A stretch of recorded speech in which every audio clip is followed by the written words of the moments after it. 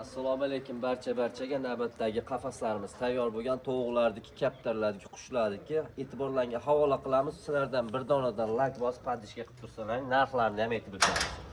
Qafasimiz 3 metrli tovuqlar uchun 1 metr joyi alohida spalniy xonalari, mana tashqi don idishlari mana.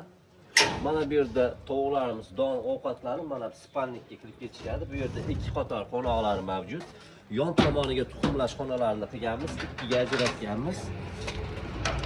Tashqaridan turib bemalol tuxumini olish mumkin. Qafasimizni 3,5 million so'mdan tayyorlab beryapmiz. Mana bu yerda shuni sal kichikroqi bor.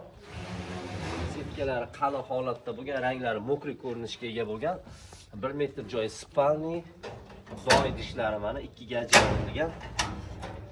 Eshiklariga baho beramiz.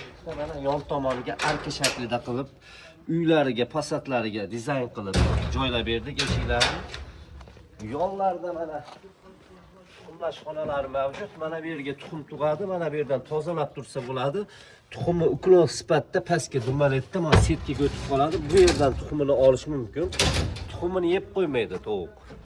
Mana bu yerda katta ishqibozlar uchun gigant qafasimiz, tomlari ajrab o'zgacha dizaynda chiqqan matli shilpisalardan qo'yganmiz. Tepalariga, tom qismlariga setkalari, mayda qalin kes setkalari, eshiklari splashno keng holatda, tagida esa sitra kaptarlar uchun mana alohida eshiklar o'rnatganmiz. Ichida 30 dona gnezdosi mavjud va bitta parlash xonalari ham bor. Qolaversa mana qo'noqlari chiqib ajraydi alohida. Zakazga tayyorladik qafasimizni. Baliqchi tumaniga, Bo'stonga 4 million so'mga tayyorlab berdik. Mana keyingi qafasimiz esa tovuqlar uchun g'ildirayli, balonli qafasimiz mana.